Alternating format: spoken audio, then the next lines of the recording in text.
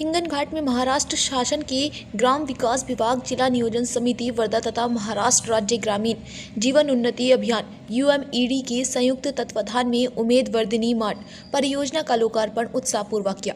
ग्रामीण महिलाओं की आर्थिक उन्नति के लिए यह पहल एक महत्वपूर्ण कदम मानी जा रही।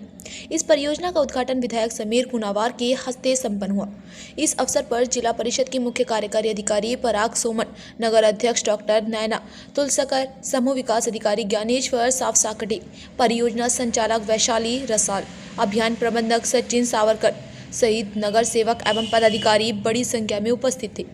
उमेद वर्धिनी मार्ट के माध्यम से महिला स्वयं सहायता समूह द्वारा तैयार किए गए विभिन्न उत्पादों को स्थिर और विश्वसनीय बाजार उपलब्ध होगा। इससे महिलाओं को सीधे बिक्री का अवसर मिलेगा, बिचौलियों पर निर्भरता कम होगी और उनकी आय में वृद्धि होगी। यह उपकरण महिलाओं के आत्मविश्वास और स्वाभिमान को नई ऊंचाई देने के साथ ग्रामीण अर्थव्यवस्था को मजबूती प्रदान करेगा।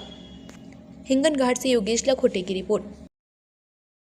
हिंगणघाटसाठी एक अतिशय आनंदाची गोष्ट आहे की आपल्या हिंगणघाटच्या एक व्यावसायिक सामाजिक याच्यामध्ये एक भर पडलेली आहे आणि या ठिकाणी आज वर्धनी मॉलचं लोकार्पण झालेलं आहे। मागे माझी गेल्या अनेक वर्षापासून इच्छा होती की इथे जे ग्रामीण भागामध्ये जे बचत गट आहेत यामधून जे तयार केलेले जे प्रॉडक्ट आहे ते विकण्यासाठी कुठे एका ठिकाणी जागा असली पाहिजे आणि म्हणून यासाठी आम्ही या ठिकाणी मॉलची मागणी केली होती।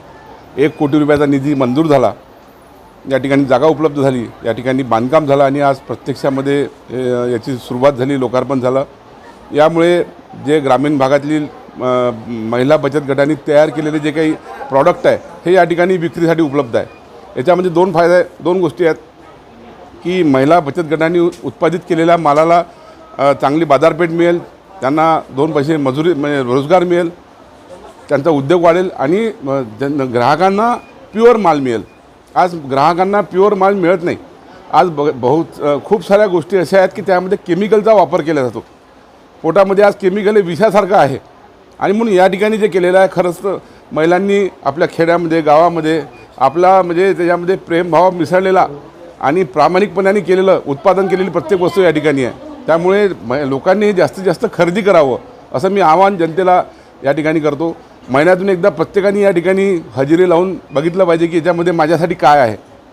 ज्या काही इथल्या लहान लहान गोष्टी असेल, बारीक गोष्टी असेल, काही नवीन गोष्टीसुद्धा या ठिकाणी विक्रीसाठी ठेवलेल्या आहे। म्हणून प्रत्येकाने या ठिकाणी भेट दिली पाहिजे आणि या ठिकाणून वस्तू खरेदी केल्या पाहिजे आणि त्यामुळे केमिकल रहित या ठिकाणी त्यांना एक तर माल मिळेल आणि महिला बचत गटांना त्याचा फायदासुद्धा होईल। आणि मी धन्यवाद देतो की जिल्हा परिषदचे CO श्री पराग सोमन साहेब, आमच्या PD आहेत रसाळ मॅडम, जिल्हाधिकारी पालकमंत्री महोदय यांनी मदत केली आणि आज या ठिकाणी वास्तू उभी झाली।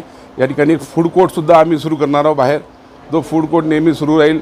त्यामुळे लोकांना या ठिकाणी सतत काही ना काही आवडीच्या वस्तू खायला मिळेल। वरतीसुद्धा एक हॉल बांधण्याचं आम्ही नियोजन केलेलं आहे। वरती एक हॉल बांधून त्या ठिकाणी प्रशिक्षण या ठिकाणी उपलब्ध करून दिलं जाईल। जे महिला बचत गटांसाठी जे प्रशिक्षण पाहिजे, वेगवेगळ्या वस्तू तयार करण्याचे, ते सुद्धा प्रशिक्षण या ठिकाणी उपलब्ध आम्ही करण्याचा प्रयत्न करत आहोत। त्याची सुद्धा मान्यता CO साहेबांनी दिली, ते सुद्धा निधी आम्ही या ठिकाणी घेऊ। एक चांगला उपक्रम, एक चांगला प्रोजेक्ट आपल्या हिंगणघाटमध्ये सुरू झाला याचा मला आनंद आहे।